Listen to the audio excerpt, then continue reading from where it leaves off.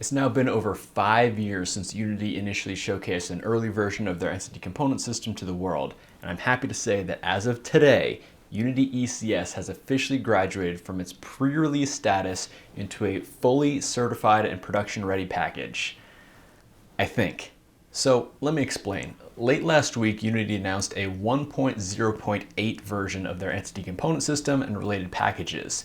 I'll be going into the details about what changed in this update a little bit later on in this video, but you will notice one thing. In previous versions of the Unity's ECS, they had either an EXP or a PRE tag after the version number, which denoted it as an experimental package or a preview package. However, that's not the case for this version. You'll see that it's just 1.0.8, straight up, no tags after it. Also, if you open up a blank project in Unity 2022.2, if you go to the package manager, you'll see that you can just add the ECS package right from the package manager. No need to add it by name or get URL or any of that. You'll also see that the entities graphics package, the dots physics package, as well as the netcode for entities packages are all available straight through the package manager. Again, no need to go through any steps. They're all just right built into the editor now. So great, it's out, right?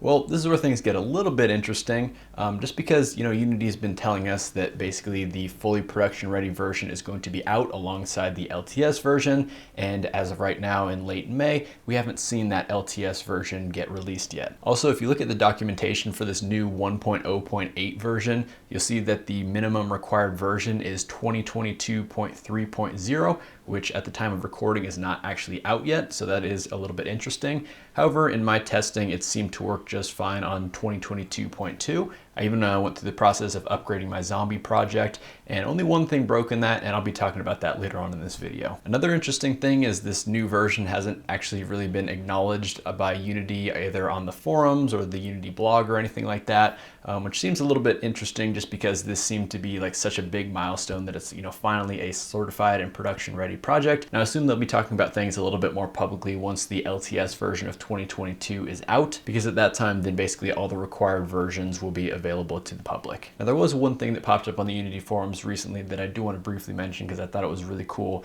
There's this forum thread started by Laurent, who's the product manager of Dots, and it basically seemed like it was a response to all the restructuring and layoffs that Unity had gone through recently. And after this recent round of layoffs, a lot of people were kind of curious about what the state of Dots was and to see if, maybe the Dots teams had been affected by these layoffs. And basically in this forum post, he just kind of reassured the community that everything is going quite smoothly and that Dots is actually in a really good state right now. And this basically prompted a lot of the engineers over at Unity to start replying to that thread, basically introducing themselves, talking about their industry experience and what types of things they've been working on with Dots over the past couple years. And furthermore, they were talking about the things that they're going to continue doing to improve Dots. And it really just turned into this awesome and wholesome post that kind of seemed like it was like really celebrating all the engineers and people who have been working on Dots over the past couple years to really bring this to life. And it really just kind of humanized the whole experience of the Dots development. When we think about the developers working on Dots, we kind of just think of like Unity as a whole, but this really just makes it feel a lot more real. We're getting introductions from individual employees, from people who are doing everything from team leads of different high important parts of the project to people making the demos and people doing QA for this. So it's a really awesome forum thread. I highly encourage you all to go read through it and show support to the people who have been working on these awesome tools over the past number of years and who are going to continue bringing us these awesome tools well into the future. And with that, let me just send a massive thank you and congratulations to all the developers and people who have been involved with Dots. Your hard work definitely does not go unnoticed. With all these tools, I've been able to do a lot of really cool things myself and for some of my clients that I would straight up not be able to do without these tool sets. And I'm very excited for you that all these tools are now fully certified and production ready out in the wild for everybody to use. So that is awesome stuff. Now, one quick thing that I do want to mention that was kind of brought up in this forum post was the whole thing with Mike Acton. Some of you may know Mike Acton. He was a longtime engineer over at Insomniac Games, a big proponent of data-oriented design over object-oriented programming, and he was brought over into Unity and kind of spearheaded the initial push of Dots. And he did a lot of the early stages of engineering to really bring that to life. And he announced on Twitter that he would actually be leaving Unity as of a couple weeks ago. So he's actually no longer a Unity employee. And I think that was kind of one of the things that kind of kicked off this a little bit of concern about the stuff around dots and everything like that. So it's a little bit unclear if he was let go or if he left on his own, but it doesn't really matter because either way, he's just no longer at the company. But the important thing to note is that Mike actually hadn't been involved with dots in any way, shape, or form for the past 10 months. He'd actually been working on his own projects internal at Unity that were completely separate from dots. So, don't let one or two people leaving the company be a major concern, because there are still so many other awesome engineers working on these tools who are very experienced, knowledgeable, and passionate about these tools. So anyways, I'd just like to end this video off by going over some of the highlights to the changes made in the 1.0.8 version of ECS and the related packages. But before I do that, let me just remind you that Unity Asset Store is hosting their spring sale right now, where many assets are 50% off and even flash deals up to 70% off. Some of my favorite assets are part of the sale, including Final IK, DoTween Pro, Feel, Odin Inspector, Odin Validator, Nature Manufactured Forest Environment, Shape Vector Graphics, Epic Toon Effects, Doozy UI Manager, and there's even one dots asset, which is going to be a part of a flash deal later on at the end of this month. This is the Agent Navigation package, and I'll be sure to do a proper review of this package before the flash deal goes live, so you can get an idea if this is something that you do want to purchase. And so I will have some affiliate links down in the description below to some of my favorite assets, so go ahead and click through those and you'll be supporting the Turbo Makes Games YouTube channel. Okay, so going over some of the major changes in 1.0.8. Fortunately, there's not really a whole lot of breaking changes, just kind of some minor things here and there. So most of you will probably remember the big 2.5 hour long tutorial that I made showing you how to create a full project using Unity's entity component system. That was on an initial version of 1.0, the experimental release. Later on, I went ahead and did an update to that in a blog post that showed you how to basically fix the project to be compatible with the 1.0.0 pre-release 65 version, because there were quite a bit of breaking changes that needed to be resolved in there. Now, I took that pre-release 65 version and upgraded that to the 1.0.8 version. And honestly, the coolest part about doing this is when I did that, I no longer had any experimental or pre-release packages, so that little icon at the top that says experimental packages in use, that disappeared as soon as I upgraded all my packages. Now, there is one thing that you do need to keep in mind. If you are on the pre-release version, at least as of right now, the way you have to upgrade it is you can't just click on the package and then just find the newer version of it. You actually have to do add package by name and type in com.unity.entities.graphics or whichever package you want to upgrade. And then it'll go ahead and upgrade the package. And then basically all your pre-release and experimental packages disappear and you see nice green check marks to everything and everything looks super clean.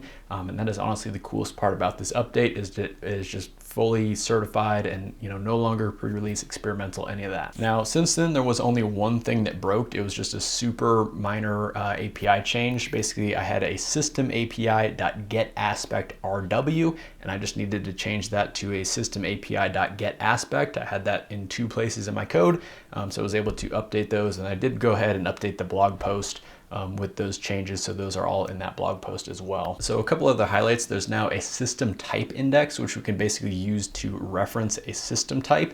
So previously we would say, like get existing system, we'd basically pass in the type of system that it is, and actually use reflection under the hood to basically find that system and return the instance of that system. So now the ECS type manager basically keeps track of a unique index for each of these systems, which is going to be deterministic through the duration of the application at runtime. So you can basically store off that index at the beginning of your application, and if you do need to reference a system quite frequently, you can now use this system type index to basically instantly get that system, as opposed to using reflection, which can kind of have a little bit of performance overhead. Now, ideally, you shouldn't necessarily be referencing systems all over the place, because it kind of goes against the data-oriented design principles, but it's something that you can't really avoid and something that I do from time to time anyways. There's also a new method to basically get all the systems in a specific component group. So this can kind of be nice for organizational purposes, where if you want to do everything, or if you want to do some operation with all the systems of a particular custom group that you may have made,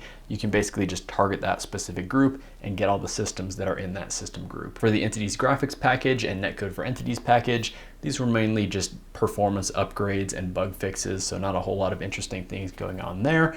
Similarly, with the physics system, a lot of bug fixes and performance upgrades. However, there is one important thing that's different. The dots physics authoring components, the things that we would typically add to a game object in the inspector when we want to convert it to an entity. There would be the physics shape and physics body authoring components that basically add all the necessary components at runtime for them to be part of the physics world. Those authoring components have now been removed from the dots physics package in favor of the existing just regular Unity collider and rigid body components to be used as the authoring components. Now I'll link a forum post in the description below that goes over some of these changes in a little bit more detail and kind of why they made this change. But basically they just kind of want to streamline everything so that people who are new to dots and ECS, they can just kind of use the same existing physics components and don't have to worry about, the different types of physics components, because we have, the regular physics components and the dots versions of the physics components. However, this change is a little bit unfortunate because the regular Unity physics components don't quite yet have feature parity with what the previous dots physics authoring components did. Luckily, the dots physics authoring components aren't completely gone, but you do have to just add them in a different way. So you'll have to go to the package manager, go to the physics package. If you go to the samples tab on there, you can add in the custom physics authoring components, and that way you'll have access to those previous components. Personally, I'm probably going to continue using those previous components because there are things on there that I do use quite frequently, but in a sense, I can understand, why they would make the change to make things a little bit more streamlined, especially for new users. So anyways, with that, while you're still watching this video, go download Unity Entities 1.0.8 right now and build something awesome. We'll see you in the next one.